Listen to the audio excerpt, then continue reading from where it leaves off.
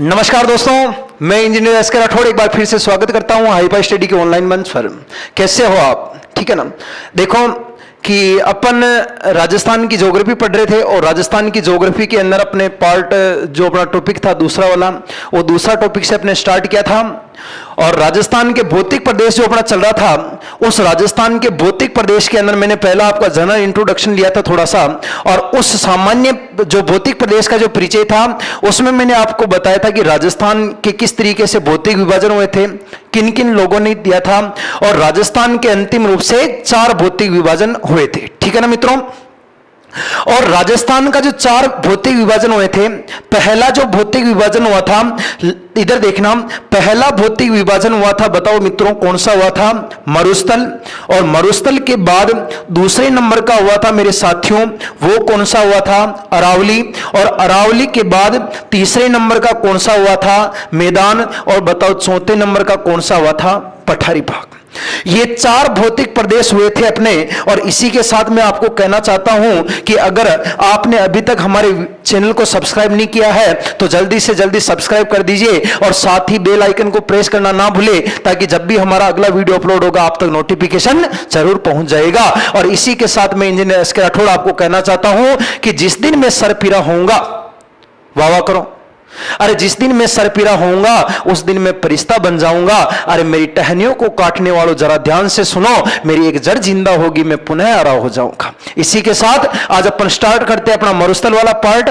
और देखना, कल मैंने आपको लास्ट जगह पर लाके छोड़ा था मेरे साथियों, और वो जो जगह थी वहां पर मैंने आपको बताया था कि जो मरुस्थल था, इस मरुस्थल को मेरे विद्वान साथियों राजस्थान के अंदर कितने भागों में बांटा गया था? 2 भागों में बांटा गया था।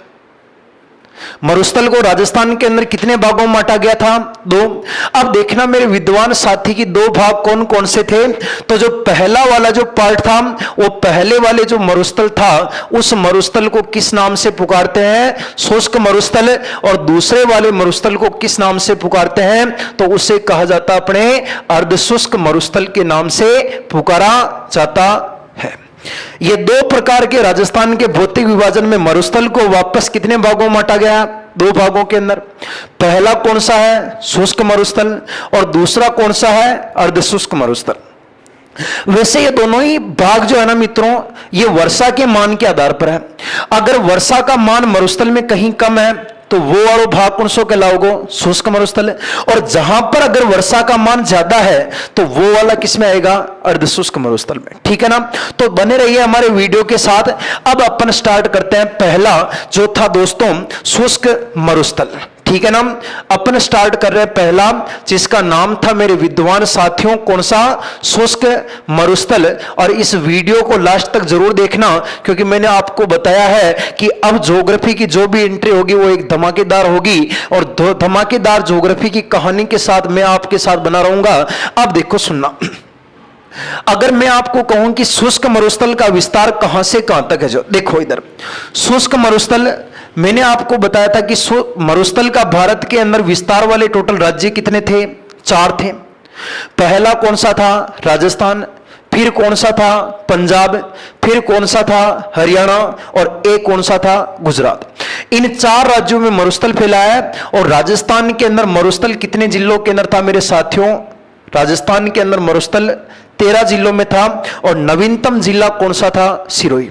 राजस्थान की 4 दिशाएं लिख रहा हूं दोस्तों। सबसे पहले ये वाली जो दिशा होगी, बताओ कौन सी होगी? उत्तर। फिर राजस्थान के ये वाली दिशा कौन सी होगी? दक्षिण। ये इधर होगी पूरब। और यहां पर जो दिशा होगी ये दोस्तों कौन सी होगी? पश्चिम होगी। यानी कि आपको पता चल गया कि मरुस्थल राजस्थान के कौन से भाग में फैला है? उत्तर पश्चिमी भाग में फैला हुआ है। और इसी मरुस्थल के वापस मेरे विद्वान साथियों कितने टुकड़े किए गए हैं? 2। जिसमें अपन पहला पार्ट कौन सा पढ़ रहे हैं? शुष्क मरुस्थल। अगर मैं आपको कहूं कि शुष्क मरुस्थल का विस्तार कहां से स्टार्ट होता है और कहां पर जाके खत्म होता है, तो शुष्क मरुस्थल का विस्तार यहां से स्टार्ट होता है। एक स्थान का नाम है कच्छ का रण। और बताओ मेरे साथियों, कच्छ का रण नामक स्थान भारत के कौन से राज्य में लगता है? गुजरात। यानी कि शुष्क मरुस्थल का विस्तार कच्छकारण नामक स्थान कौन से राज्य के अंदर है? गुजरात। और इस कच्छकारण गुजरात से प्रारंभ होता है मेरे साथियों, और इस कच्छकारण गुजरात से प्रारंभ होकर के यहां पर एक देश कौन सा आता है? पाकिस्तान। इस कच्छकारण गुजरात से लगाकर पाकिस्तान की सीमा के सहारे सहारे चलता है, और पाकिस्तान की सीमा के सहारे सहारे उत्तर तक जाता है, और ऊपर बताओ मेरे साथियों कौन से राज्य तक फैला है? पंजाब। और पंजाब की कौन सी दिशा तक विस्तार है? दक्षिणी विस्तार तक है। यानी कि शुष्क मरुस्थल का विस्तार कच्छकारण गुजरात से प्रारंभ होता है और पाकिस्तान की सीमा के सहारे सहारे बताओ कहां तक फैला? अपने तो दक्षिणी पंजाब तक फैला है। और अगर आपको कोई कहता मेरे विद्वान साथियों कि शुष्क मरुस्थल के विस्तार वाले जिले कौन कौन से हैं, तो शुष्क मरुस्थल के विस्तार वाले जिले ध्यान देना, सबसे पहले यहां पर राजस्थान का एक जिला आएगा, उस जिले का नाम क्या है? बाड़मेर। और इस बाड़मेर से थोड़ा सा ऊपर चलोगे और यहां पर आपको एक जिला मिलेगा, और उस जिले का नाम क्या है? जैसलमेर। और जैसलमेर से ऊपर चलोगे तो यहां पर आपको एक जिला कौन सा आएगा? बीकानेर। पहला जिला कौन सा है? बाड़मेर। और दूसरा जिला कौन सा है? जैसलमेर। और तीसरा जिला कौन सा है? बीकानेर। और बीकानेर के साथ साथ अगला जो जिला आएगा वो जिला आएगा दोस्तों अपने दक्षिणी गंगानगर। और दक्षिणी गंगानगर के बाद थोड़ा बहुत भाग आएगा जोधपुर। और बताओ दोस्तों जोधपुर का कौन सा भाग आएगा? पश्चिमी भाग। और थोड़ा बहुत भाग मेरे विद्वान साथियों बताओ किसका आएगा? जालोर। जिसके कारण आप कह सकते हो कि यहां पर शुष्क मरुस्थल में जालोर का कुछ भाग आएगा। यानी कि विस्तार वाले आपको जिले बता रहा हूं, तो विस्तार वाले जिले कौन कौन से हैं? बाड़मेर, जैसलमेर, बीकानेर।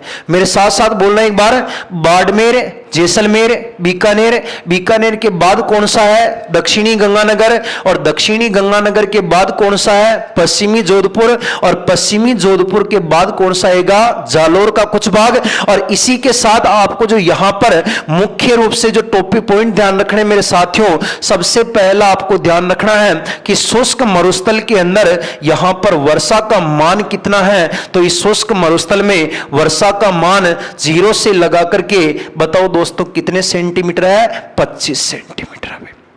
यानी कि शुष्क मरुस्थल के अंदर वर्षा का मान कितना है? 0 से 25 सेंटीमीटर। और इस 0 से 25 सेंटीमीटर वर्षा के मान के साथ साथ अगर आपको कोई पूछता है कि शुष्क मरुस्थल के अंदर यहां पर जलवायु कौन सी पाई जाती है, तो यहां पर राजस्थान के अंदर कौन सी क्लाइमेट पाई जाती है? शुष्क क्लाइमेट पाई जाती है, यानी सूखी प्रकार की जलवायु पाई जाती है। शुष्क, बिल्कुल सूखी है। यानी कि यहां पर शुष्क मरुस्थल के अंदर वर्षा का मान कितना है? 0 से 25। और यहां पर जलवायु कौन सी है? शुष्क। और इसी शुष्क जलवायु के साथ साथ अगर मैं और कहूं आपको कि यहां पर बताओ वनस्पति कौन सी पाई जाती है, तो यहां पर मेरे विद्वान साथियों वनस्पति कौन सी पाई जाती है? शुष्क। और इस शुष्क वनस्पति को आप लोग मरुद्भिद वनस्पति भी कह सकते हो। कौन सी कह सकते हो? मरुद्भिद। मरुद्भिद का मतलब होता है मरुस्थल में उगने वाली वनस्पति, जो मुख्य रूप से कौन सी होती है? सूखी वनस्पति होती है। और इसी के साथ अगर मैं अगली बात आपसे करूं कि वनस्पति तो होती है शुष्क, जलवायु भी कौन सी है? शुष्क। और वर्षा का मान कितना है? 0 से 25। और इस वर्षा के मान के साथ साथ अगर मैं कहूं कि यहां पर मिट्टी मुख्य रूप से कौन सी पाई जाती है, तो मरुस्थल है। और आप सभी को पता है कि मरुस्थल में क्या पाया जाता है? रेत। इसलिए मिट्टी जो पाई जाती है मेरे विद्वान साथियों, वो यहां पर रेतीली बलुई मृदा पाई जाती है। और इस रेतीली बलुई मृदा के अंदर अगर मैं कहूं कि मुख्य रूप से फसलें कौन कौन सी होती है, तो यहां पर मुख्य रूप से 2 फसलें ज्यादा होती है। एक जो फसल होती है दोस्तों वो होती है अपने कौन सी? मोठ। और दूसरी जो फसल होती है दोस्तों वो कौन सी होती है? बाजरा। अगर शॉर्ट में याद रखो आप लोग तो याद रखना MBS। क्या याद रखोगे? MBS। यानी M का मतलब तो क्या होगा? मोठ। और B का मतलब क्या होगा? बाजरा। और S का मतलब मरुस्थल कौन सा होगा आपके? शुष्क मरुस्थल। यानी कि मेरे साथियों, मैं आपको बताने का प्रयास कर रहा हूं कि जो मरुस्थल है, इस मरुस्थल को वापस कितने भागों में बांटा गया है? 2 भागों के अंदर। जिसमें बताओ पहले वाले भाग का नाम क्या है? शुष्क मरुस्थल। और शुष्क मरुस्थल का विस्तार कहां से प्रारंभ होता है? कच्छकारण से। और कच्छकारण नामक स्थान बताओ कौन से राज्य में है? गुजरात। और इस कच्छकारण गुजरात से पाकिस्तान देश की सीमा के सहारे सहारे ऊपर कहां तक फैला है? दक्षिणी पंजाब। और इसके विस्तार वाले जिले कौन कौन से हैं? बाड़मेर, जैसलमेर, बीकानेर, दक्षिणी गंगानगर और पश्चिमी जोधपुर। और थोड़ा बहुत किसका भाग आता है? जालोर का कुछ भाग आता है। इसी के साथ ध्यान रखना, यहां के जो इंपॉर्टेंट 5 प्रश्न बनेंगे। सबसे पहले बनेगा कि वर्षा का मान कितना है? 0 से 25 सेंटीमीटर है। फिर आपको पूछेगा कि यहां पर जलवायु कौन सी है? शुष्क जलवायु है। फिर पूछेगा कि यहां पर वनस्पति कौन सी है? शुष्क। और इस शुष्क वनस्पति को क्या कहते हैं? मरुद्भिद। और यहां पर मिट्टी पाई जाती है कौन सी? रेतीली। रेतीली को क्या कहते हैं? बलुई। और यहां पर फसलें पहली कौन सी है? मोट। और दूसरी कौन सी है? बाजरा। मेरे विद्वान साथियों, एक बात ध्यान रखना, सबसे इंपॉर्टेंट बात बता रहा हूं कि यहां पर वर्षा का मान 0 है। और अगर आप 0 से लगा करके मरुस्थल के बीचों बीच जाओगे तो यहां पर वर्षा का मान 25 सेंटीमीटर आएगा। फिर वापस हिमालय अरावली के पास जाओगे तो मरुस्थल के पूर्वी छोर पर वर्षा का मान कितना सेंटीमीटर आएगा? 50। यानी कि पहला कितना आया? 0। फिर मरुस्थल के 2 टुकड़े किसने किए? 25। फिर पूरे मरुस्थल में कितना आ गया? 50। यानी कि मरुस्थल को 2 भागों में बांटने वाली, यानी कि 25 सेंटीमीटर। अगर मैं आपको कहूं दोस्तों, तो 25 सेंटीमीटर एक प्रकार से वर्षा विभाजक रेखा कहलाती है। यह वर्षा विभाजक रेखा जो है दोस्तों, वो मरुस्थल को बराबर कितने भागों में विभाजित करती है मेरे विद्वान साथियों? तो मरुस्थल को बराबर बताओ कितने भागों में बांटती है? 2 भागों के अंदर विभाजित करती है। यानी कि मैं आपको सीधा सीधा बताने का प्रयास कर रहा हूं मेरे विद्वान साथी कि यहां पर जो ये आपकी जो 25 सेंटीमीटर जो वर्षा विभाजक रेखा है, कितने सेंटीमीटर है? 25। ये 25 सेंटीमीटर एक प्रकार की वर्षा क्या कहलाती है? विभाजक रेखा। और यही 25 सेंटीमीटर वर्षा विभाजक रेखा इस मरुस्थल को बताओ कितने भागों में बांटती है? 2 भागों में। अगर आप पश्चिम से 25 से इधर आओगे तो बताओ मरुस्थल कौन सा कहलाएगा? शुष्क। और यहां से अगर आप इधर जाओगे तो बताओ वो वाला मरुस्थल आपके कौन सा कहलाएगा? अर्ध शुष्क मरुस्थल कहलाएगा। और ध्यान रखना, इस शुष्क मरुस्थल के अंदर संपूर्ण भाग में क्या फैला दोस्तों? संपूर्ण भाग में रेत फैला है। इसलिए इसे संपूर्ण रेतीला मैदान के नाम से पुकारते हैं। और इसी संपूर्ण रेतीले मैदान को एक और नाम दिया जाता है। और इस संपूर्ण रेतीले मैदान को और क्या कहते हैं? तो इसे अपने महान मरु भूमि के नाम से पुकारते हैं। अगर आपको कोई क्वेश्चन पूछे, आपका जो एग्जामिनर जो क्वेश्चन पूछेगा मेरे विद्वान साथी, वो आपको यह नहीं पूछेगा कि शुष्क मरुस्थल का विस्तार कहां से कहां तक है। आपको कभी सीधा सीधा प्रश्न ये नहीं पूछेगा, अरे यार मैं आपको बोल रहा हूं कि चैनल को अभी तक लाइक नहीं किया तो लाइक कर दो वीडियो को, और चैनल को सब्सक्राइब करना ना भूले। अधिक से अधिक मेरे साथ बना रहो। मैं आपको बता रहा हूं, एक एक चीज यहीं पर याद करवा के भेजूंगा आपको घर पर। समझ रहे हो मेरी बात? अब देखना, यहां पर मैं आपको कह रहा हूं कि शुष्क मरुस्थल अपन पढ़ रहे हैं, ठीक है ना। लेकिन शुष्क मरुस्थल को मेरे साथी वापस क्या कहते हैं? संपूर्ण भाग में क्या फैला है? रेत।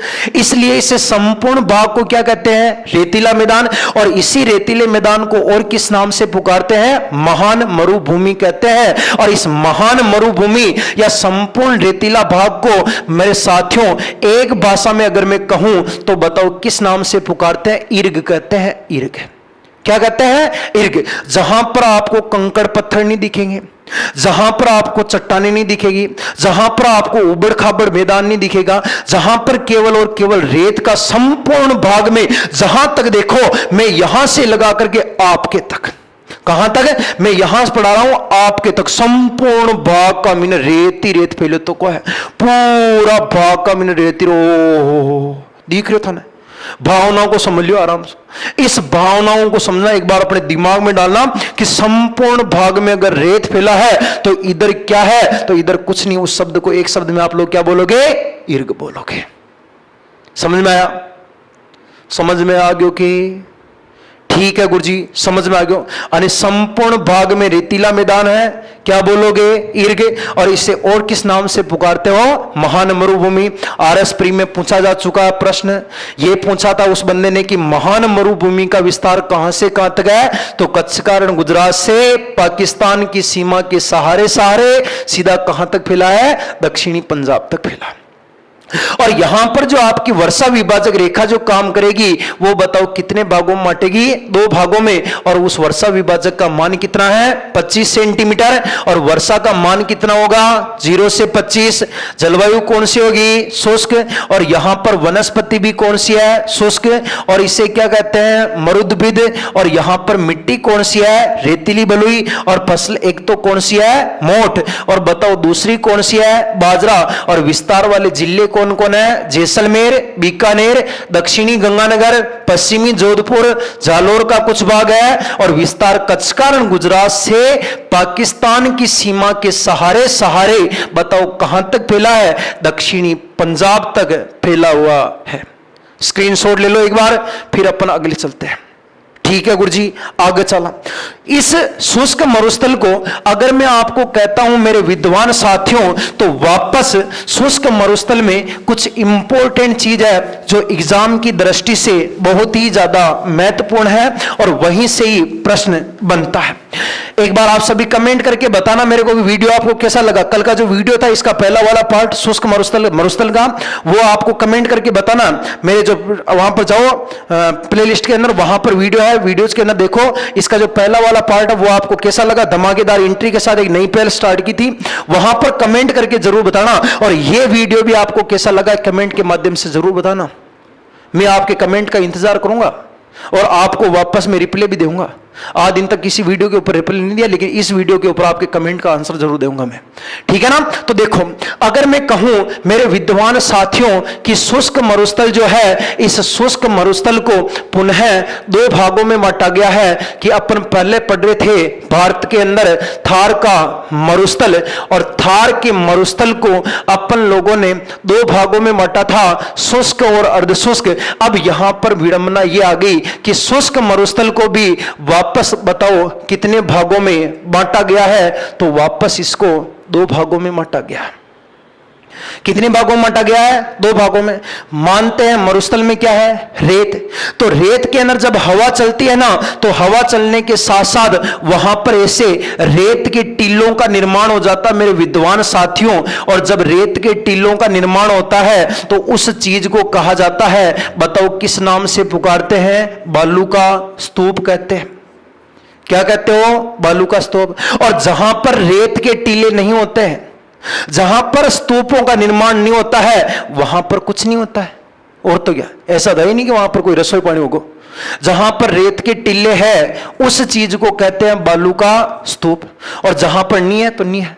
यानी कि एक तो भाग होता है, यानी मैं आपको समझाने का प्रयास कर रहा हूं मेरे साथियों कि इस शुष्क मरुस्थल को वापस 2 भागों में बांटा गया है। एक तो होता है जिसका नाम होता है दोस्तों बालू का स्तूप युक्त प्रदेश। बताओ कौन सा होता है? बालू का स्तूप युक्त प्रदेश। और इस बालू का स्तूप युक्त का मतलब होता है कि शुष्क मरुस्थल का वह क्षेत्र जहां पर आपके बालू का स्तूपों का विस्तार होगा। और ये लगभग मरुस्थल के 60% भाग पर बालू का स्तूपों का विस्तार है। और जहां पर 40% भाग है मेरे विद्वान साथियों, उस 40% भाग पर बालू का स्तूप नहीं पाए जाते हैं, जिसे आप लोग कहोगे बालू का स्तूप मुक्त प्रदेश। क्या बोलोगे मुन्ना? बालू का स्तूप मुक्त प्रदेश। और ये बालू का स्तूप मुक्त प्रदेश मेरे विद्वान साथी राजस्थान के कितने प्रतिशत भूभाग पर है? 40% भूभाग पर है। इंपॉर्टेंट क्वेश्चन है, एक एक चीज को नोट करते हुए चलना मेरे साथियों। अभी भी बता रहा हूं कि इस वीडियो के अंदर मैं कुछ भी नहीं छोड़ने वाला हूं, कुछ भी कमी नहीं छोड़ूंगा। जितना आता है ना उतना का उतना, एक एक चीज आपको कहीं पर गाइड में देखने को नहीं मिलेगा, वो चीज यहां पर एक्सप्लेन करने वाला हूं मैं। यानी कि शुष्क मरुस्थल को वापस कितने भागों में बांटा गया है? 2। बताओ पहले वाले का नाम क्या है? बालू का स्तूप युक्त। बालू का स्तूप युक्त का मतलब समझना, यहां पर इस युक्त का मतलब होता है कि इसके अंदर बालू का स्तूप पाए जाते हैं, और ये राजस्थान में लगभग कितना प्रतिशत भाग पर है? 60%। और एक होता है मेरे साथियों बालू का स्तूप मुक्त प्रदेश, और बालू का स्तूप मुक्त प्रदेश कितना प्रतिशत भाग पर है? 40% भाग पर है। जहां पर बालू का स्तूप नहीं पाए जाते हैं वहां पर या तो चट्टानें पाई जाती है या कोई पर्वत पहाड़ पाए जाते हैं। जैसे कि आप बाड़मेर में जाते हो, बाड़मेर में समझते हो मालानी पर्वत श्रेणी बाड़मेर के अंदर है, तो वो एक प्रकार का बालू का स्तूप मुक्त प्रदेश में आ गया। जबकि जैसलमेर का पोखरण आ गया, फड़ौदी जैसलमेर आ गया, वो क्षेत्र में बालू का स्तूप पाए जाते हैं, इसलिए आप उसे बालू का स्तूप युक्त बोलते हो। 60%। बालू का स्तूप मुक्त कितना परसेंट है? 40%। अगर मैं कहूं आपको मेरे विद्वान साथियों कि बालू का स्तूपों के प्रकार कितने होते हैं, तो बालू का स्तूपों के तो गुरजी 2 प्रकार होते हैं। बताओ कितने प्रकार होते हैं? 2। बालू का स्तूप पुनः 2 प्रकार के होते हैं मेरे विद्वान साथी। सबसे पहले समझना कि कौन कौन से होते हैं। तो बालू का स्तूप 2 प्रकार के होते हैं। एक तो होता है मेरे विद्वान साथियों, एक का नाम तो क्या होता है? अनुप्रस्थ। और यहां पर जो दूसरे वाले जो भाग होता है उस बालू का स्तूप का नाम होता है कौन सा? अनुदैर्घ्य बालू का स्तूप पाया जाता है। बालू का स्तूप कितने प्रकार के होते हैं? 2। पहले शुष्क मरुस्थल के कितने पार्ट है? 2। पहला कौन सा है? बालू का स्तूप युक्त प्रदेश। बताओ कितना परसेंट है? 60। और दूसरे का नाम क्या है? बालू का स्तूप मुक्त प्रदेश। कितना परसेंट है? 40। मुक्त माने होता है फ्री, जहां पर बालू का स्तूप नहीं पाए जाते हैं। इसी के साथ मैं आपको बता रहा हूं कि बालू का स्तूप पुनः कितने प्रकार के होते हैं? 2। पहला कौन सा है? अनुप्रस्थ। दूसरा कौन सा है? अनुदैर्घ्य। गुरुजी क्या होता है? बिल्कुल समझेंगे आराम से। बालू का स्तूप युक्त के अंदर बालू अनुप्रस्थ और अनुदैर्घ्य क्या होता है, तो देखना इधर मेरे साथी।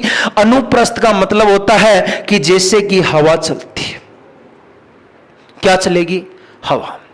हवा चलेगी, तो इस हवा के सामने इस तरीके से बालू का स्तूपों का निर्माण हो जाएगा। यानी कि यहां पर 90 डिग्री के एंगल पर अगर कोई बालू का स्तूपों का निर्माण होता है, बताओ मेरे साथियों कितने डिग्री पर निर्माण होता है? 90 डिग्री। अगर समकोण की स्थिति में, हवा के समकोण की स्थिति में, जिसे आप कहते हो लंब, अगर हवाओं के लंबवत अगर कोई बालू का स्तूपों का निर्माण होता है तो उस हवाओं के लंबवत स्थित बालू का स्तूपों को क्या कहते हैं मेरे विद्वान साथी? उसे अपने अनुप्रस्थ कहा जाता है।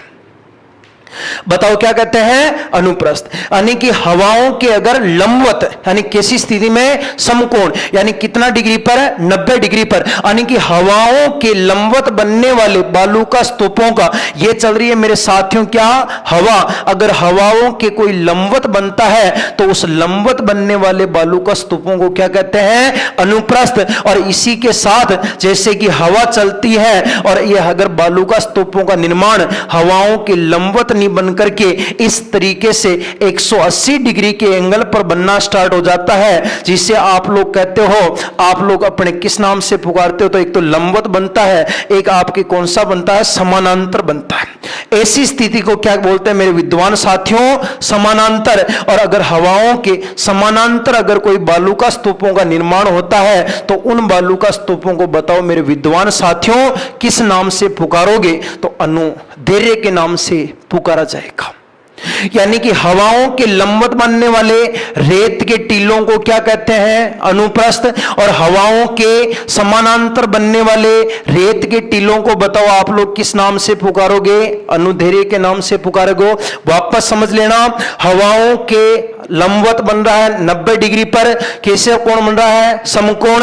एक क्या स्थिति होती है? लंबवत। इसे क्या कहते हैं? अनुप्रस्थ कहते हैं। और अनुदैर्घ्य में हवा चलेगी, इसके 180 डिग्री पर बनेंगे, जिसे क्या कहते हैं? समानांतर। और इसे किस नाम से पुकारते हैं? अनुदैर्घ्य के नाम से पुकारते हैं। इसी के साथ अगर मैं आपको कहूं कि जैसे कि एक आता है दोस्तों, नाम सुना होगा, उस चीज का नाम क्या होता है? नेबखा। बताओ क्या होता है? नेबखा। और नेबखा का मतलब क्या होता है? अगर आप मरुस्थल साइड में जाते हो तो मरुस्थल में देखते हो कि कोई झाड़ियां आती है और उस झाड़ियों के पीछे, बैक साइड के अंदर झाड़ियों के पीछे कोई रेत के टीलों का निर्माण हो जाता है। तो मरुस्थल के अंदर मेरे विद्वान साथियों ध्यान रखना, अगर मरुस्थल के अंदर कोई झाड़ियां पाई जाती है और उस झाड़ियों के अगर पीछे किसी रेत के, झाड़ियों के पीछे अगर किसी रेत के टीले का निर्माण हो जाता है तो उस झाड़ियों के पीछे बनने वाले रेत के टीलों को बताओ दोस्तों किस नाम से पुकारते हो? नेबखा कहते हैं या इसे आप लोग नेबुखा के नाम से भी पुकारा जाता है। झाड़ी है, इस झाड़ी के जस्ट पीछे अगर कोई रेत का टीला बन रहा है तो इस झाड़ियों के पीछे बनने वाले रेत के टीलों को क्या कहते हैं? नेबखा। झाड़ियों के पीछे बनने वाले रेत के टीलों को क्या कहते हैं? नेबखा। रख लेना मेरे साथी, झाड़ियों के पीछे बनने वाले रेत के टीलों को क्या बोलते हैं? नेबखा या नेबुखा। इसी के साथ अगला अगर मैं आपको रेत के टीलों का प्रकार, देखो मुख्य रूप से प्रकार तो यही है। पहला तो है आपका कौन सा? अनुप्रस्थ। दूसरा कौन सा है? अनुदैर्घ्य। मुख्य रूप से प्रकार जो होंगे मेरे साथियों वो आपके दो ही होंगे, पहला तो अनुप्रस्थ, दूसरा अनुदैर्घ्य। ये अन्य प्रकार चल रहे हैं रेत के टीले जो राजस्थान के मरुस्थल में पाए जाते हैं। यहां पर जो आपको अगला प्रकार मिलेगा मेरे विद्वान साथियों वो आपको मिलेगा एक शब्द जिसका नाम बताओ क्या आता है? बरखान। और बरखान का मतलब क्या होता है कि आधे आधे चांद की आकृति में, आधे आधे चांद की आकृति में, अर्धचंद्राकार यानी आधा चांद जो होता है ना प्याले नुमा, अर्धचंद्राकार, जिसे आप लोग क्या बोलोगे? अर्धचंद्राकार। ALOC था का आधा आधा चांद बना दो। ये चांद सा चेहरा तेरा, याद आयो कुछ कहो? ठीक है, धड़कन धड़कन वालों, ये चांद सा चेहरा तेरा। देखो तो आधे आधे चांद की तरह अगर मरुस्थल में रेत के टीलों का निर्माण होता है और जैसे जैसे पीछे से हवा धक्का मारती है वैसे वैसे कंटिन्यू आगे की ओर अग्रसर होते जाते हैं, तो इन प्रकार के रेत के टीलों को क्या कहते हैं? बरखान। मेरे विद्वान साथियों बरखान का मतलब क्या होता है? तो बरखान का मतलब होता है अर्धचंद्राकार। कैसे दोस्तों? अर्धचंद्राकार आकृति के गतिशील, अर्धचंद्राकार आकृति के गतिशील जो रेत के टीले होते हैं उन अर्धचंद्राकार आकृति के गतिशील रेत के टीलों को बताओ किस नाम से पुकारते हैं? बरखान। और बरखानों की मुख्य विशेषता ये ध्यान रखना कि ये सबसे ज्यादा सर्वाधिक बताओ दोस्तों क्या होते हैं? हानिकारक होते हैं। गुरुजी हानिकारक क्यों होते हैं? क्योंकि इतने खतरनाक होते हैं, बोलते हैं बरखान के सामने अगर एक हाथी बैठ जाता ना 1 घंटे में हाथी गायब हो जाओ, छूमंत्र हो जाओगे, नजरी को ना होगा हाथी, इतना खतरनाक हो। क्यों? देखो रेत जो है ना, रेत उड़ उड़ के जाता है, इतनी तेज हवा चलती है मरुस्थल में, रेत गयो ओ रेत प्रो क्यों, इतो खतरनाक रेत जाओगे। अब रेत जाओगे मारा चिंटा पिंटा तो नजरी को ना होगा था नोट रेत में। अब हाथी जैसो बंदो अगर रेत बरखान के सामने चिट्टी नजर आ रही है तो आपकी गिनती का ही होगा, ठीक है। तो इतना हानिकारक हो, बहुत खतरनाक हानिकारक, हमारी भावना समझो कुल मिला थे ना।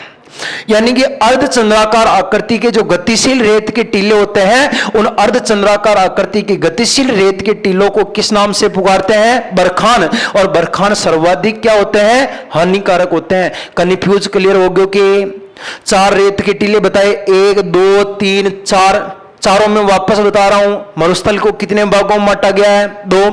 पहला कौन सा है? बालू का स्तूप युक्त कितना % है? 60। दूसरा कौन सा है? बालू का स्तूप मुक्त कितना % है? 40। फिर वापस ध्यान रखना बालू का स्तूपों के प्रकार कितने हैं? 2। पहला कौन सा है? अनुप्रस्थ। ये अनुप्रस्थ हवा के कैसे बनते हैं? समकोण, जिसे क्या कहते हैं? लंबवत। और इन लंबवतों को क्या कहते हैं? अनुप्रस्थ। यानी कि हवाओं के लंबवत बनने वाले रेत के टीलों को क्या कहते हैं? अनुप्रस्थ। दूसरा होता है अनुदैर्घ्य। ये हवाओं के कैसे बनते हैं? समानांतर। और हवाओं के समानांतर बनने वालों को क्या कहते हैं? अनुदैर्घ्य। और एक होता है मेरे साथियों नेबखा। नेबखा का मतलब होता है झाड़ियों के पीछे बनने वाले रेत के टीलों को क्या कहते हैं? नेबखा। और इस नेबखा को क्या कहते हैं? नेबुखा। और एक होता मेरे साथियों क्या होता है? बरखान। इस बरखान का मतलब समझना, कहीं बार एग्जाम में पूछा जाता है बरखान क्या है? What is barchan? थोड़ी थोड़ी बीच में अंग्रेजी चाल बता ताकि कोई इंग्लिश मीडियम को ला लो बेटो समझो को मार साहब तो कोई अंग्रेजी को नाम ही कौन ले दिखे मार साहब ने अंग्रेजी आई कौन है मेरी अंग्रेजी बहुत जोरदार है ठीक है ना मैं इंग्लिश बहुत जोरदार बहुत तगड़ी ठीक है बात समझ में आ रही होता ना। अब देखो यानी बरखान का मतलब क्या होता है कि अर्ध चंद्राकार आधे चांद की आकृति में दिस इज है आधा चांद दिस इज है आधा चांद दिस इज आधा चांद फटाफट चलने वाला जिसे क्या बोलते हैं गतिशील रेत का टीला बताओ क्या कहते हैं बरखान और बरखान सभी में सबसे क्या होता है हानिकारक होता है मेरे साथियों। एक बार इसका स्क्रीनशॉट ले लो फिर अपन वापस अगली वीडियो की ओर चलते हैं ठीक है हो गया। अच्छे से नोट्स बनाना इनके एक एक चीज को यहां पर एक्सप्लेन करके जा रहा हूं मैं देखो हो गया ना। अब देखो नेब खां बरखान इनके बाद में गुरुजी और भी कुछ है कि बिल्कुल है लाला कहीं है गुरुजी 1 मिनट डबजा पाउन बता दूं कहीं है जो तो देखो यहां पर आपको कुछ अन्य प्रकार के बालू का स्तूप और मिलेंगे जैसे कि एक बालू का स्तूप का नाम है दोस्तों जिसका नाम है शीप शीप बताओ कई नाम है शीप शीप एक बालू का स्तूप को प्रकार है शीप शीप कई बार एग्जाम में पूछ ले कि शीप शीप कहां पाए शीप शीप राजस्थान का निम्न में से कौन सा बालू का स्तूप राजस्थान में नहीं पाया जाता है तो आपको नाम ध्यान रखना कि शीप शीप प्रकार का वो मरुस्थल में जो अपने सीपी आती है ना शंख वगैरह सीपियां वगैरह जिसमें अपने हीरा मूंगा मोती वगैरह पाले जाते हैं उन सीपियों की तरह इनकी आकृति हो जाती है यानी इनकी जो आकृति होती है मेरे साथियों वो बताओ किनकी तरह होती है सीपियों की तरह होती है जिसके कारण इनको क्या कहते हैं सीप सीप कहते हैं राजस्थान में पाए जाते हैं शीप शीप शीप शीप के बाद में एक और पाया जाता है एक और कौन सा पाया जाता है तो उसका नाम है मेरे साथियों तारा बालू का स्तूप भी पाया जाता है। कौन सा पाया जाता है तारा बालू का क्या होता है गुरुजी अरे भाई तारा बालू का होता है कि अपने जो स्टार होता है ना उस स्टार की आकृति के अंदर कोई रेत का टीला बन जाता तारे की तरह तारा आकृति में ये तारा बालू का स्तूप कहलाता है। ये भी राजस्थान में पाया जाता है तारा बालू का।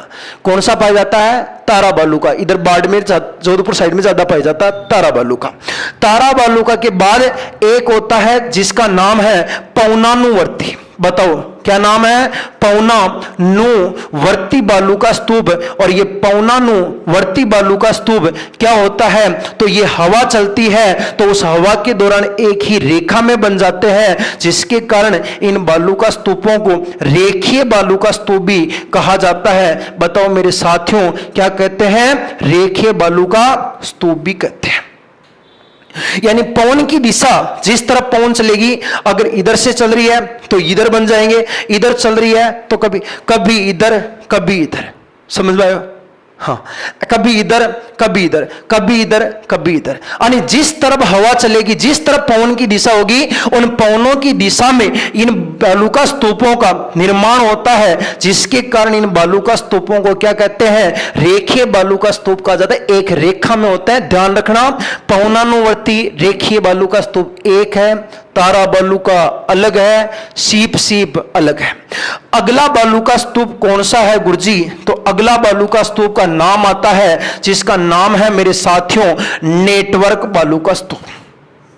कौन सा है नेटवर्क हुई है टावर वाला नेटवर्क को नहीं आओगी बिल्कुल वो कोई है लेकिन ध्यान रखना इस नेटवर्क बालू का स्तूपों का कहीं बार एग्जाम में पूछ लेता है विस्तार कहां से है तो इसका विस्तार अपने राजस्थान के हनुमानगढ़ जिले से लगा करके हिसार नामक स्थान जो कहां पर लगता है हरियाणा के अंदर लगता है वहां तक फैला है आपके कौन सा नेटवर्क बालू का स्तूप। नेटवर्क भी राजस्थान में पाया जाता है पौनानुवर्ती पाया जाता है तारा बालू का पाया जाता है शीप शीप पाया जाता है रेखे पाया जाता है। इसके बाद में एक और ध्यान रखना लास्ट जिसका नाम था मेरा दोस्तों जिसका नाम था पैराबोलिक बालू का स्तूप।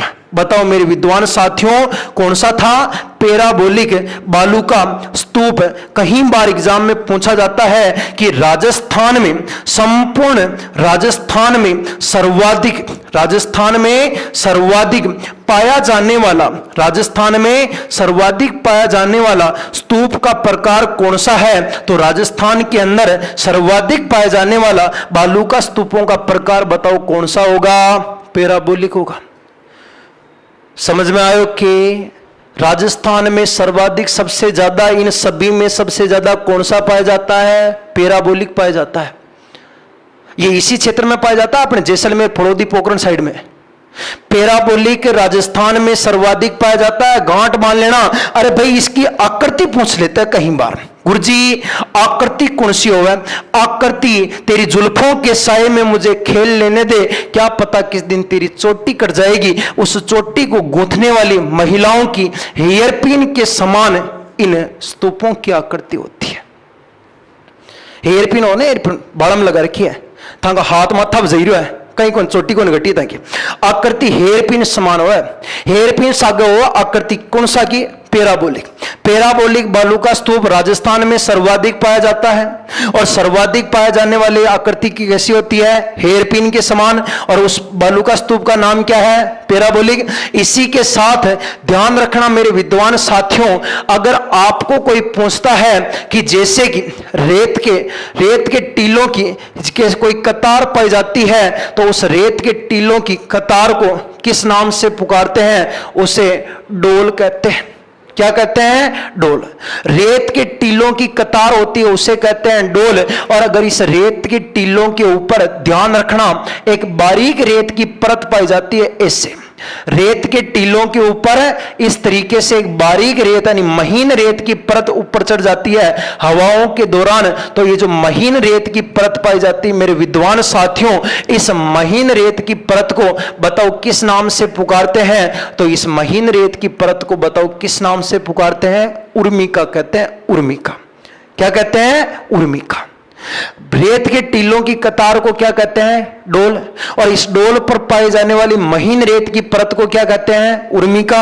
और यहां पर पैराबोलिक बालू का स्तूप राजस्थान में सर्वाधिक पाया जाता है, जिसकी आकृति कैसी होती है? हेयरपिन। और इसी के साथ में ध्यान रखना, 2 पॉइंट नोट डाल के लिखना पड़ेगा, मुख्य रूप से विशेष है मेरे विद्वान साथियों, कि राजस्थान का वह कौन सा जिला है, राजस्थान का वह कौन सा जिला है जहां सभी प्रकार के बालू का स्तूप देखे जा सकते हैं? तो ध्यान रखना, राजस्थान का वह एकमात्र जोधपुर जिला है जहां सभी प्रकार के बालू का स्तूप देखे जा सकते हैं।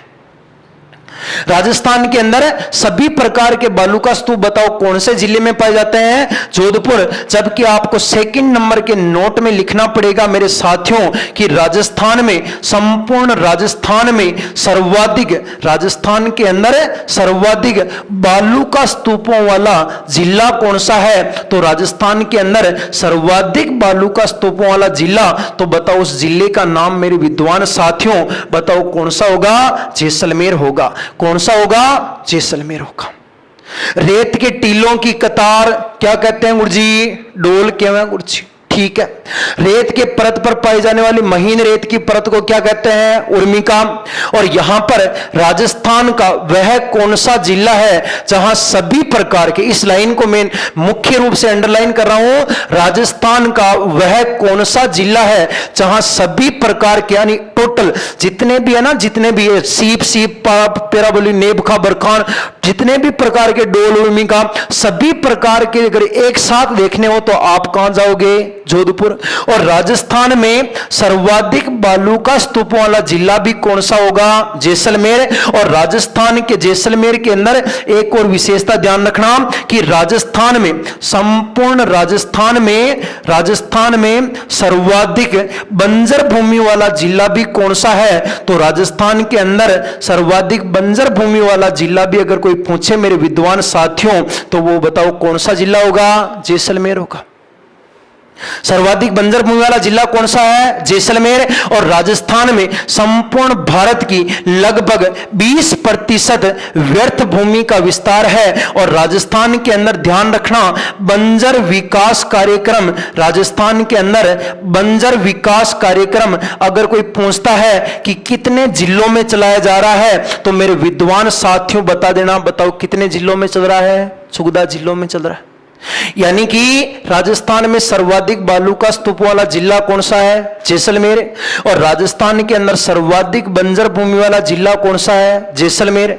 और कितना परसेंट व्यर्थ भूमि है? 20%। और बंजर विकास कार्यक्रम बताओ कितने जिलों में चल रहा है? 14 जिलों में चल रहा है। यह आपका शुष्क मरुस्थल खत्म होता है। शुष्क मरुस्थल था अपने, थोड़ा सा इसको जितनी डिटेल थी इसकी मैंने अधिक से अधिक डिटेल बता दी। इसके बाद में मेरे पास भी, मेरे को नहीं लगता है कुछ और मेरे पास खजाने में कोई बचा होगा। जितनी डिटेल थी एक बार स्क्रीनशॉट ले लो, इसका ले लिया? ओके। तो देखो जितना था मेरे पास में मरुस्थल से संबंधित, डेजर्ट से संबंधित, मैं आपको पूरी पूरी जानकारी दे रहा हूं वीडियो के माध्यम से। जितना हो सके उतना आप लोग इस वीडियो को शेयर कर देना, क्योंकि देखो यार, आप लोग जितना शेयर करोगे ना उतने अधिक बच्चों को फायदा होगा, उतना हमको मोटिवेट हो, हम खुद मोटिवेट होंगे।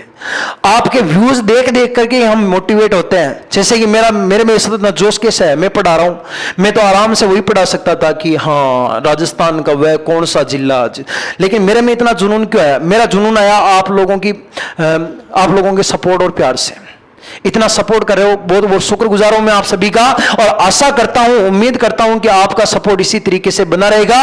और हमेशा की तरह आज भी मैं एक बात कहना चाहता हूं कि हमेशा खुश रहा करो यार, कुछ नहीं लेके जाना, सब यहीं का ही है। आराम से पढ़ाई करो, गवर्नमेंट जॉब लगो, क्योंकि नौकरी की तो बात ही कुछ और आती है। कभी बनाएंगे कोई वीडियो जिसके अंदर आपको मोटिवेशनल का भी रखेंगे, क्योंकि बच्चे बोलते हैं कभी ऑफलाइन जब हम पढ़ाते हैं कोचिंगों में, सब मोटिवेशनल के लिए 5 मिनट कुछ बताओ हमको, तो उस समय क्लास डिस्टर्ब होती, बता नहीं पाते हैं। अब अपना खुद का चैनल बन चुका है, यूट्यूब चैनल, इस पर डालेंगे, कभी इच्छा होगी जिस दिन 5 मिनट का रखेंगे संवाद, उसमें आपको जो भी कैसे तैयारी करें, क्या करना है, किस तरीके से मोटिवेट होना, डिमोटिवेट होगी तो वापस किस तरीके से जुनून उत्पन्न करना, सब रखेंगे उसमें।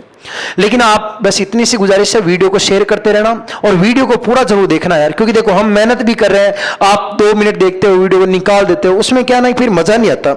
हमारा क्या ना कि मनोबल टूट जाता है कि क्या पता क्या, या तो हमने वीडियो को अच्छा नहीं बनाया या फिर हमें कोई और कमी रह गई है। तो अगर आप जो भी लगता है, कोई अगर कमी रह रही है, कमेंट बॉक्स में आप लिखो, कमेंट बॉक्स में लिख के बता दो कि यार कि ये कमी रह गई यहाँ पर या ये होगी। वैसे तो हमारा पूरा प्रयास रहेगा कि एक से एक अच्छा देने का। कुछ टीचर अच्छे भी उतारेंगे, कहीं कोई गलत टीचर भी अगर लग गया है तो उसको भी सुधारेंगे वापस, और प्रयत्न करेंगे कि वापस अच्छा देने का। तो आपसे गुजारिश है कि आप वीडियो को शेयर जरूर कर देना, और मिलते हैं अपने अगले वीडियो में। ओके दोस्तों, नमस्कार।